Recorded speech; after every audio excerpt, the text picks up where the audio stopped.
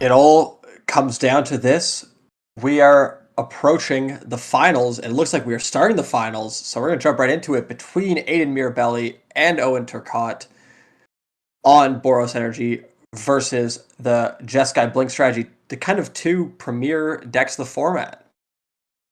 Yeah, this is going to be a slugfest, really. That was the longest match of the quarterfinals was Owen's match against Keith. So shape up for this one to go potentially a long time. Maybe a sleeve getting replaced or something going on here, but shortly they're going to get into it. But this is the epic conclusion to regional championship Calgary, fighting for the title of Canadian champion for the rest of the year. Yeah, you can see those two trophies, the larger and smaller one next to them. You want to be walking home with that larger blue mana symbol as opposed to the smaller one.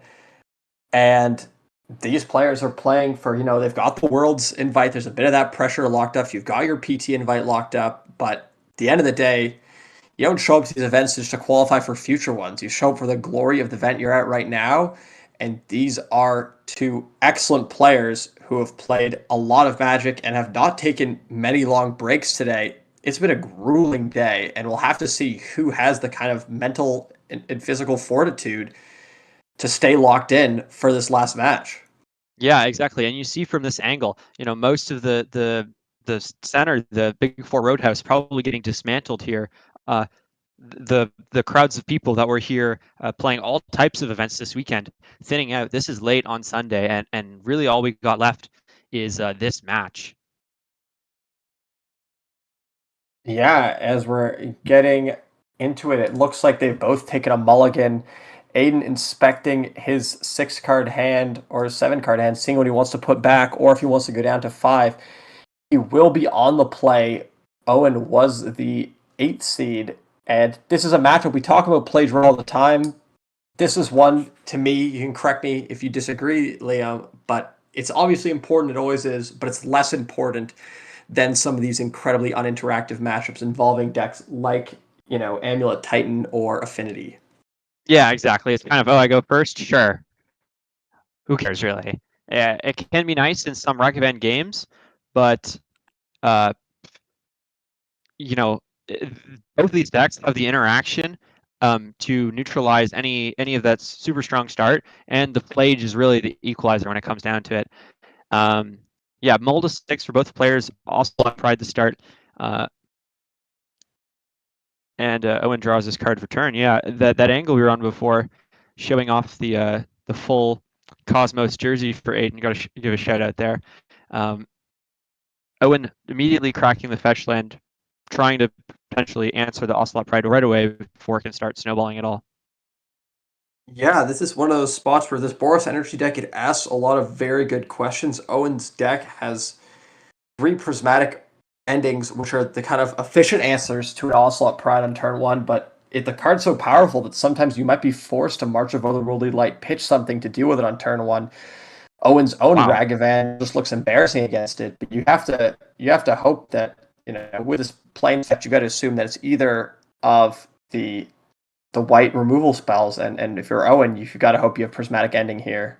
Yeah, March would be devastating, but it is a prismatic ending as it comes down, thankfully for Owen. But planes against planes here, Aidan only with 1 Blood Moon in his list, so I'm not sure if Owen is giving a nod to that by fetching a planes right away, or just realizing, hey, I'm on the draw against Boros Energy. I don't want to take any more damage that I don't need to. Yeah, a very, reasonable decision. Things, we see this Jeskai Blink deck. It can take a lot of damage. It can fetch. It can shock. These 3-color mana bases in Modern sometimes feels like they're free when you have this kind of fetch, shock, surveil land mana base. But it's a real cost, and it's part of the reason why a lot of people choose to bring a deck like Boros Energy as opposed to a deck like Jeskai Blink. So you can see Owen very heads up understands the importance of keeping up your life and keeping that, posturing a little bit better to buy you some more time as Aidan gets that Elegant Parlor out of his deck. Yeah, interesting. We see the God of Souls played on turn 2. And maybe if Aidan have both, you would expect normally the God of Souls gets played first, with the Pride following after. But either he drew the God of Souls there, or had a difference of opinion on which ways to sequence those creatures. Seems to have a pretty tough decision on this surveil, deciding where this one's going to go. You get a lot of these spots where, you're looking at the third land, but you don't have a 3-drop. You're looking at a marginal spell. Wow. That's Goblin Bombardment. Very powerful card, but without an Ajani, it does lose a lot of its luster, and you have to expect that putting the Goblin Bombardment to the graveyard after a bit of tanking, unlikely there's something like a second Goblin Bombardment in hand, then it'll be kind of sent straight to the graveyard. But maybe if you're Owen, you got to Maybe use this hard selling it. information. Yeah, you Would never have passed know. him. A bit of Hollywooding, nothing wrong with that. Aidan goes to the attack, which is kind of indicating high chances of a removal spell being in hand, because if you just get flash ambushed by a Felia and have no answer, that could be pretty disastrous to lose your Guide of Souls. But we'll have to see. Again, it could be some more Hollywooding from Aidan. Yeah, well, it seems like the likely cards, given maybe he needed the land, that land there, but Seasoned Pyromancer are less likely to be the follow-up, given that he binned a bombardment, because those two play exceptionally well together. Flage, no good targets yet. We'll wait for that one a little bit. The removal spell, either the Thraven Charm or the Discharge. Hopefully the Discharge would be better here, but it could be either. So Aidan having more of a reactive hand after that double 1-drop that he started off with, one of them being answered and the Guide of Souls alone being kind of weak, means that he just kind of has to pass and is not building to too much, but that could change real quick if it is, a Flage that's in the hand. Yeah, you've talked about it before, and kind of ever since the removal of Amp Raptor, Guide of Souls does seem to be the weakest of the 1-drops, and you kind of compare it. Imagine if there's a Ragavan or an Onslaught Pride in play. Those are a 1-card build-a-board.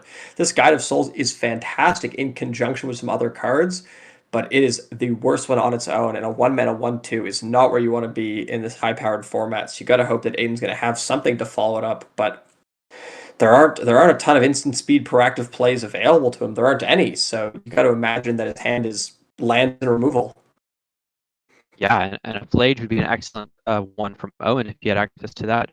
We see a Flooded Strand going to the graveyard from the Meticulous Archive, so likely more lands to follow up for Owen. We see a Mountain being played, and is this a Quantum Riddler that he's going to go for? It is. Quantum Riddler looking to be showing an Ephemerate, which is a card that was not in hand. Maybe a little bit of sigh of relief from Aidan, because Quantum Riddler Ephemerate is incredibly powerful against this Boros Energy deck. Yeah, but it's kind of a smart play from Owen, knowing maybe it was his only option, but it could have been that he's like, okay, I think you have cards like Flage in hand, or cards like Galvanic Discharge in hand. I'm not going to play out something good to kill, and I'll just take my card while I have the time to do this now, and then play more reactive stuff later. But this Ocelot Pride coming down is what we need to just get the ball rolling for Aidan. We'll see if it's still around on the end step. It seems that it is, and this is, or maybe not, considerations from Owen, but it looks like it's going to the end step as Cat Token's coming, and that's a pretty important one, because we talked about the Guide of Souls. It doesn't apply any pressure on its own, but now with the Now we're up Pride, to 2 energy. This is a board that can take over the game incredibly quickly, and you have to guess that Aidan, without playing that land drop, has got to have some form of interaction. Galvanic Discharge, Thraven Charge, something in hand. Yeah, I feel like it's probably a Flage also somewhere in there. Yeah, very possible. Flage with the Arena of Glory, incredibly powerful card, often is kind of the trump card of these matchups, and this looks like a Flage consigned to me with an Arena of Glory, and that is going to be a huge swing if Aidan doesn't have exactly a Thraven Charm right here. Yeah, and it does need to be Thraven Charm, because Aidan is only Discharge on 2 only goes to energy, so 5. a Galvanic Discharge will only go to 5, exactly. And the secret's out. Aidan kind of knows there has to be consigned. You're not exerting this Arena of Glory to cast a Flage for it to just go to the graveyard, but Aidan looks like that card is going to the graveyard, and this is going to be a huge swing for Owen as he clears off both the powerful threats, and Aidan's just watch his board get massacred by the Flage, and this game is looking excellent for Owen, who already has a Riddler in warps. We know there's going to be some follow-up coming, and Aidan's board is gone. Yeah, and there is no recovery from the spot.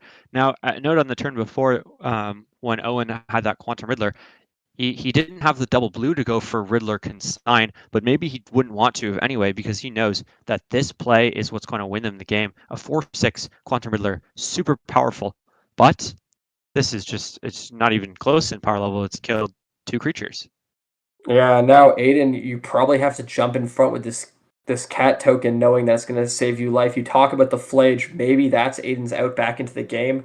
Something like cast a Flage on this turn, and then next turn you can kind of get your Flage arena to get your opponents. But by then, they already have the mana to get you back with their arena will be unexerted, and his spot's looking very dark for Aidan very quickly.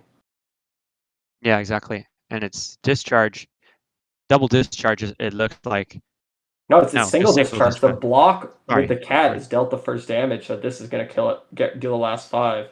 Oh, there we go. Exactly. That's using up all that energy. The cat getting in the way. There was no way for Owen to play around that though, as he did need to attack with the Flage in order to be able to kill both of Aiden's Premier 1-drops. And you see, it's you're Aidan. You've dealt with the first Flage, but there's a reason that card's so powerful. Is it keeps on coming back, and Aidan basically has this one turn to do something quite powerful. It's his own Flage. Because next turn Owen only has those 3 lands, but the turn after you can kind of expect that Owen's just going to exert that Flage. Maybe Aidan needs to draw a Thraben Charm to get rid of the graveyard, but well, he will be able to haste his own Flage first. He will be first to get on the board with that. However, he's so far behind on cards that if Owen is able to interact with his Flage at all, then leaving up 3 mana for any possible sort of interaction, it could be March. That would be devastating. yeah, we see Owen not playing the land, not playing any proactive card. You know there's got to be some interaction, and being first to the Flage Wars isn't always the Sad. perfect place to be. You end up with your Flage being the one in the graveyard and your opponent's being in play. So even if Aidan has the option to bring back this Flage, he might have to just eschew it and just try to play something else because you just being the first of the Flage is so dangerous unless you're exactly killing your opponent. Yeah, and given that Owen has already gained 6 life off of that Flage, that's not going to be the case for him. Yeah, you got to look for something like a Thraben Charm. Feels like that's how a win starts for Aidan Mirabelli here, but exerting Flage just feels like a path to defeat. Tapping 3 lands, maybe a Seasoned Pyromancer, maybe something like a Blood Moon, possibly, that would turn off the ability to cast the Flage from Owen. And And is that's a pretty Seasoned powerful card. Land Thraben Charm. That's, pretty specific, but it's something. It's something. You got to think Owen might be looking at Strict Serenade here. Yeah, It is there a you Strict go. Serenade. Passing with interaction, the main kind of face-up culprits or semi-face-up culprits would be the Strict Serenade and the March of Otherworldly Light. So you got to assume that one or both those cards in hand. I think I can see a flash of the March as well. And this spot is looking very good for Owen, who if draws a land can say, I don't want to be the first to flaging. I'm happy to just play Quantum Riddler and force you to make some action. Yeah, exactly. Although it does look like he is exerting this, and he's going to go for that Flage line, opening himself up to a Flage of his own from Aidan, but maybe he has that Solitude in hand or a Consign that would stop that in its tracks. Yeah, and this is a big life swing, but maybe if you're Aiden, you see some you know that Owen's hand might be a little bit clunky. Exerting that land's not free. You really get burned by having that tap land next turn, but Owen with another land does really open the amount of possibilities. You know the rest of those cards are spells, but Aiden will at least to get that one turn of Flage kill your opponent's Flage, but he might need to draw another Flage very shortly. Yeah, it kind of has to be a Solitude of his. Owen is quite likely to have a Solitude given that he made this play, right? And that would It's Solitude, possible but Owen there's can no also way to just be play content around. with the March. Yeah, there's nothing you can do here from Aiden. You're You just might just be forced. expecting that Owen's showing like what's likely March of Otherworldly Light or Solitude, but can't really beat either. At least Owen is kind of down on cards in the graveyard. Notably, that fifth land was a Hollowed Fountain, not a uh, fetch land, which kind of reduces the amount of cards. So Owen's not guaranteed, and there it is, the Yeah, Solitude, and that. the shrug after the Solitude comes down, and that will probably do it for this game in short order.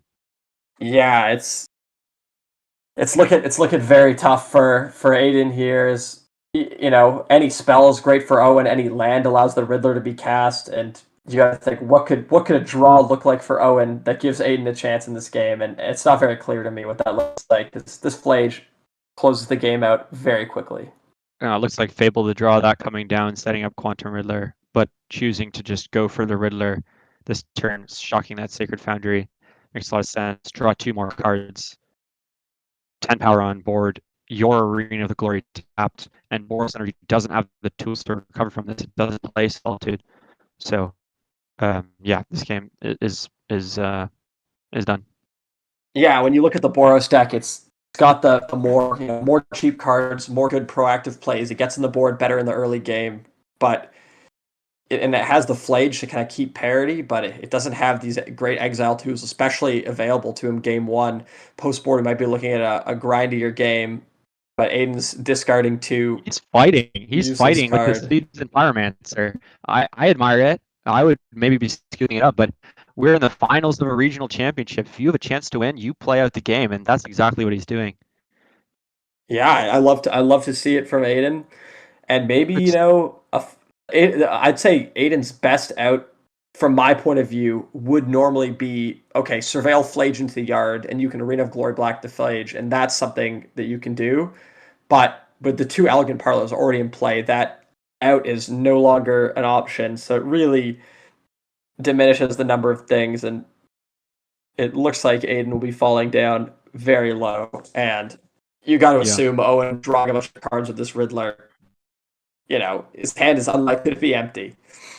Yeah, that's true. I mean, if we jump block with the Season Pyromancer, and then we draw land, and then we go Static Prison plus Haste Flage, and then Owen has nothing, that would be that would, you know, that'd be something.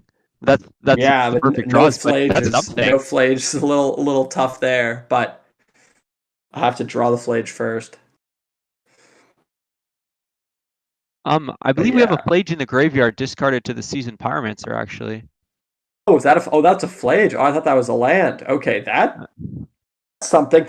Owen menacingly passes with 5 mana up. You have to imagine that there's Yeah, I see him something flicking there, a white but card in his hand. there's not many white cards that Aiden can beat in the spot. Felia may be the only one that is an option, but every other white card in Owen Turcotte's deck, I think, would have Well, either been cast or beats Aiden even a here. Felia would kill his Flage on the next attack. Yeah, it's looking tough. I assume Aiden will just be, checking things around. It's tough to imagine a play that gives a higher percentage chance of winning the game. Then bring back this Flage. Maybe you go after the Quantum Riddler this time. The Quantum Riddler does attack in the air, where you do have these 2/1/1s that can block on the ground from Flage, but it's hard to, yeah, he goes for the Quantum Riddler, but And there's a there we go. Solitude, and yeah, this one will not be possible to recover from, even if we have, say, a Static Prison as a follow-up or anything. Yeah, and this game kind of shows how the Flage is so incredibly important in these red white X mirror matches. But the Jeskai Blink deck has the ability to answer a Flage, at least in game one, very effectively with a bunch of removal spells that exile, and that's just like the Boros Energy deck, apart from a Static Prison, a couple Thracian Charms, does not have. We saw in that one key pivotal spot where Owen had the Flage Consign, and Owen was with a Galvanic Discharge in hand, not a Thraben Charm, and that kind of made the whole difference. So now if you're Aiden, backs against the wall, it's been a long day. We know he's been in this position before. He lost game one of the semifinals match. What's he looking at in the sideboard to help kind of bring this one back? Well, a new card from Avatar: The Last Airbender. We have the Legend of Roku. That's kind of the new showdown of the skulls. That's going to come in. Maybe we can see some new Avatar action in that game. But yeah, just before we beyond that, it's not too much. Maybe you could look for Celestial Purge to answer only opposing Phlages, but that's so much more narrow than it is in some other matchups. So it's really not too much. And also, you don't have too many cards that are bad. That's kind of the deal with the Boros Energy deck, is that it's like main deck is playing all the good, fair cards, and so you don't improve your deck that much. Well, first of all, you don't have slots in your sideboard for more just fair matchup cards, but then also your deck is kind of best positioned already for that. So probably not going to be seeing too much, too many changes from Aidan. Yeah, the ones that stick out to me as interesting question marks. We saw how important the surgicals were in a bunch of these kind of Boros versus Jeskai Blake matchups. So that's one that's incredible against Flage, but it's a blank otherwise. You also have the Blood Moon. Maybe that's a play that you like always. Maybe that's a plan that you really like game on the play, but don't like as much on the draw. Again, you're where you find these slots, you have to cut. You're bringing in, Voice of Victory, yeah. yeah, you're cutting good cards for maybe slightly more good cards. Sometimes the Celestial Purge hits a Fable, but it only That's hits one piece of the Fable. Seems kind of fake to me. And yeah, you got to assume it's going to be, apart from that Legend of Roku, which is the obvious slam dunk. But in a format with so many different unfair combo decks, these fair decks don't really have the sideboard slots to devote to the other fair matchups, right? If you look at the sideboard, Yeah. Wrath the Skies for Affinity, Orm's Chant for combo, Surgical for combo, you don't really have the choices, and you see a kind of similar story here from Owen. Maybe the Wrath the Skies are a plan that you like post board against Boros Energy if you're going to really posture as that control deck. Another March of Otherworldly Light, and potentially some surgicals, but again, there's not a ton of stuff that you're looking at here.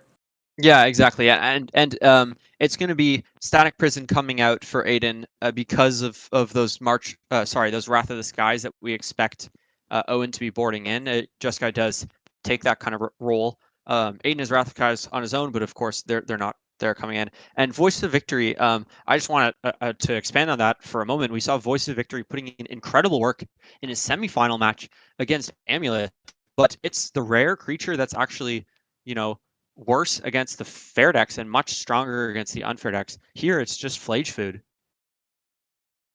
Yeah, it lines up incredibly poorly against the Flage. You talk about having kind of in these games go grindy. You're not about trying to sequence this kind of lock prison situation, so that makes sense with the cards to come out. And it looks like they're shuffling up. Sideboard decisions have been made, and Owen Turcotte is one game away from being the regional championship of round 10 Calgary, which is something that a lot of you are watching are Canadian. Some of you may not be. If you are Canadian, you should head out tour your regional championship qualifiers, try to get those invites to play at these future events. And if you're not, come February, in me and Liam's home city of Toronto, Ontario, Canada, there is a spotlight series that is going to be Lorwyn sealed and is going to be incredibly fun. So I highly advise you to come check that one out. It's going to be an incredibly exciting event, likely getting to watch or play against these two finalists. I'd assume they'd be there trying to retain some home turf dominance. Oh, that is the event I'm most excited for coming up. Hometown Spotlight finally happening in Canada. Face Face can be running it. Yeah, and the Lorwyn Eclipse, we've seen only a few cards from the set so far, but it looks like one that I'm just really excited to play, especially in this limited format. Yeah, sealed hometown event. You can't ask for much more than that. I believe the commute for me is about 20 minutes door to door for the event, which is a lot nicer than having to trek out all over. And yeah, it's going to be an incredibly exciting event. But right now, we're not focused on sealed. We're not focused on the Spotlight Series. We're focused on the finals of the regional championship. It looks like Aidan Mirabelli and Owen have both kept their opening hands. And there's, just like the last game, Aidan on the play, turn one, Ocelot Pride. Yeah, Fable of the Mirror Breaker in the hand for Owen. A little slow on the draw. No prismatic ending. Does this mean that this is going to connect? We'll see very shortly. Owen pausing and then taking the damage. taking the damage. We'll get to see some cat tokens coming out, and that's exciting news if you're a fan of Aidan. Yeah, you just got to think, you talk about these threats from Boros energy are so incredibly snowbally that it doesn't take too many attacks for them to make a huge threat. If you don't have the single target answer for them already, they get to the point where they're kind of asking you to have a wrath very quickly. And Owen, just starting from turn one, we see why this deck's so powerful. He's in the squeeze a little bit. Yeah, although Wrath of the Skies looms over the game, even starting from turn one. Aidan, passing the turn, no follow-up threat. If he had one, it likely does get cast here as he wants to create more significant pressure, but he could just be slow playing this out. Go, okay, I'll play one threat at a time. Ocelot Pride snowballs so much on its own that you actually need to dedicate an answer to it, and I don't need to do anything else. Very interesting play I'd like to point out from Owen. Choosing to not crack that flooded strand. You got to think 90% of the time people are thinking, okay, the obvious decision is to crack my flood strand and step, get a surveil land. But Owen's saying that he knows that Blood Moon is a possibility coming out of this Boros energy deck, and maybe wants to wait on this, defer that decision. Maybe he wants to get a basic land, maybe he wants to get a shock land, maybe he wants to get surveil land. So he's costing himself a little bit in the present by not doing that fetch. Might pay some extra life, but it's really insulating himself more against the potential of that Blood Moon coming down. Yeah, and we see against the marsh flats in play, that's meaning that Aidan could potentially fetch planes with it and then play another planes and then be totally cut against Blood Moon. But now that it's an elegant parlor that hits the board, Owen might be more likely to start looking for other sources. Maybe he goes for shocks, maybe he goes for surveillance. Depends on if he has a Thalia this turn. I have to imagine if you do have a Thalia and you're intending to play it on this turn, you're probably more likely to just fetch a surveil on end step. But if you have a more reactive hand, you can wait. You can afford to just play wait and see with what you get off of the strand and the tarn. It looks like Aidan is fetching that basic planes. You get that niceness where if you cast the Blood Moon here and Owen has the Thalia, you do force him to cast it before, and you can kind of inform whether you want to attack with your Ocelot Pride or not. So it's a nice decision if this is what Aidan's going for. It does feel like it's very likely that a Blood Moon hits the stack here. Yeah, that makes a lot of sense. Owen will just have to use his fetch lands. It's a Seasoned Pyromancer. Now that the Seasoned Pyromancer's down, he's agreeing not to attack with the Ocelot Pride this turn, or he would have done it first. Yeah, Seasoned Pyromancer on the stack. Actually, this makes sense, even if he does want to attack, because if Owen chooses to Strict Serenade this Seasoned Pyromancer, then Ocelot Pride and the token can attack safely. Yeah, it looks like Aidan's got a lot of lands in hand. That's 2 lands hitting the bin off that Seasoned Pyromancer, perhaps a bit of flooding going on. And this is not the most, menacing board presence compared to what things could be, no play on turn 2, Pyromancer making no tokens on turn 3, but he's still applying threats, but he's the threat of that Thalia is keeping the Ocelot Pride back for winning a turn. Yeah, is it bad that I wanted to attack? I think it's probably bad to attack. I think it's Aidan making the safe play, probably making the smart play. And I don't have that good of a read that he doesn't have Thalia. Very well could still have a Thalia with this sequence. So yeah, maybe you have the read that if they had the Thalia, they never. It makes no sense to, but it looks like with the basic planes being coming out of the deck, yeah, the basic planes coming there's down. a reason. I've waited a long time to get to use the line. Wait, there's a reason why they're playing and we're in the booth. But there we go. Yeah. Okay. Oh. Okay. And then Liam wins again. Must be nice. I'm +1 token, +1 life total, +2 damage. Thank you very much. Liam has now earned the ability to dagger Aidan after this match, which is obviously the real thing everyone's playing for. Oh yeah. Maybe Owen's just sandbagging the Thalia. He gives me plenty of opportunities anyway. I don't need this. Well, it's nothing wrong with one more opportunity. And yeah, it's would have been a bit of an aggressive attack, but if you attack before playing these cards, you kind of representing that you have a removal spell. Makes it pretty tough for Owen to commit to that Thalia, and could have been attack for 2. You know, these games are sometimes won on massive margins, but some of them are on small margins, and it appears All that right, now we go back to Aidan being right because yeah, you would have lost the cat token. that Aidan was actually correct all along. Well, actually, the cat token is gone anyways, but he would have been taking a hit for Oh yeah, three, a hit from it. drain for Well, I don't three. know. Maybe Owen prioritizes a lightning helix to the face over a cat token, Does but he not doesn't. seem to that priority, and yeah, uh, that's a huge way to get back on board. And we're looking at oh, Owen's hand, see double two fable. fables. Oh, that is nasty. That is And yeah, this absolutely spot looks nasty. excellent. Owens looks like he's up on cards, up on board. Aidan is really on the back foot, and it is hard to recover in the back foot because Fable is such a great way to apply pressure. This Solitude Ephemerate just swung the entire board state around. Yeah, it's okay. He's got a flage, surely. That's starting to look like the one of the only ways, Owen's got a basic and a Goblin Shaman in play. So the Blood Moon that might be coming doesn't really seem to do much. A pair with a discharge on the shaman, and then it looks okay. But again, you're going to need to do something really powerful, as you'll soon be facing down Reflection plus Solitude.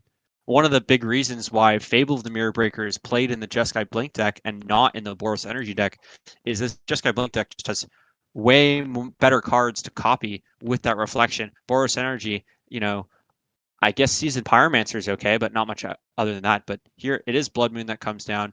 But Reflection Solitude puts kind of a time limit on this game. And if the Yeah, Goblin you've got Shaman to hope. attacks, then the Blood Moon's useless. Yeah, it's not looking good for Aidan. You've got to hope that a Flage is somewhere in the near horizon. Is that's kind of the way you get back into these games. But Owen just has so many cards. Looks like a second Fable's probably gonna hit the stack, which basically is ignoring the Blood Moon. Makes it seem like Aidan spent 3 mana his whole turn to do nothing. Yeah, Treasure getting in there, taking 5 damage. 3 cards in hand, but what could they be? Like, They I don't can't be know. discharged. They can't be good threats.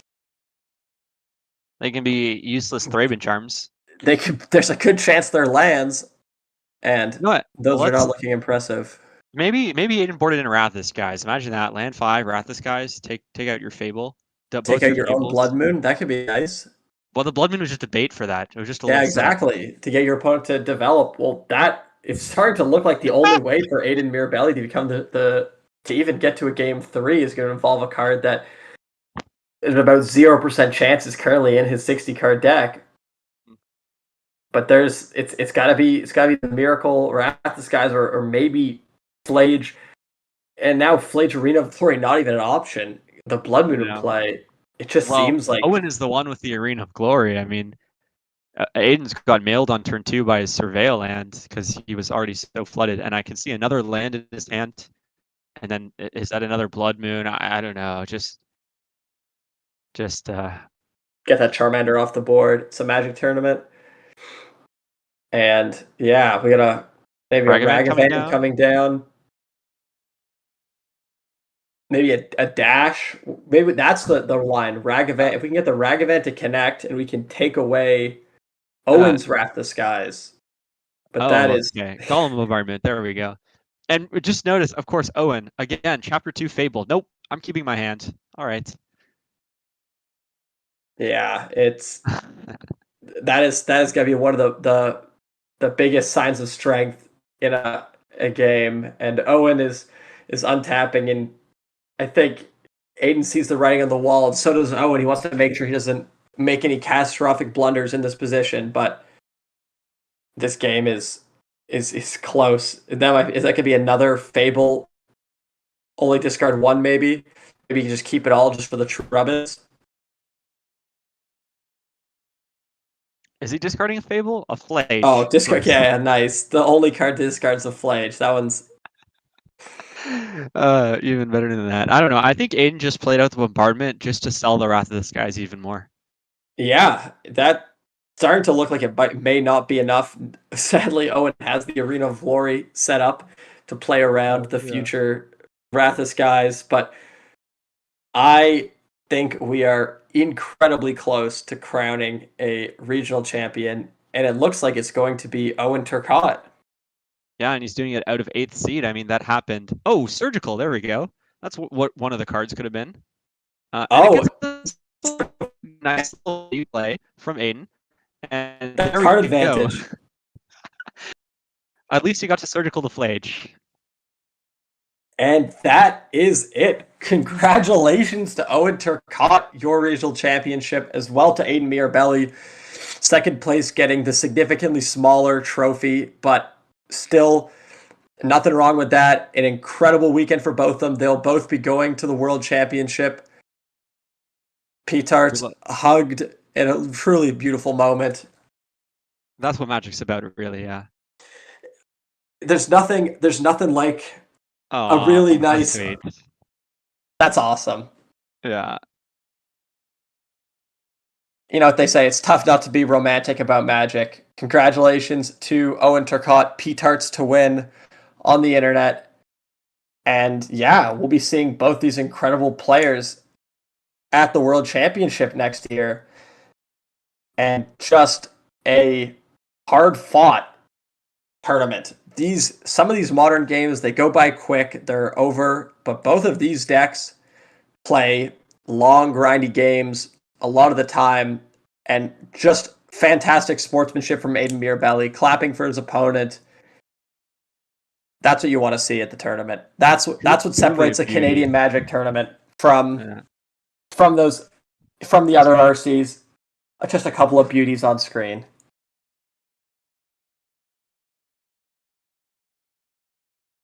Yeah, a little bit of chatting about it.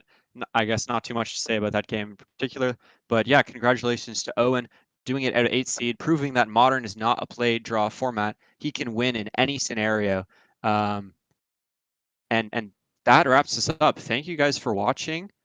It was a privilege to come.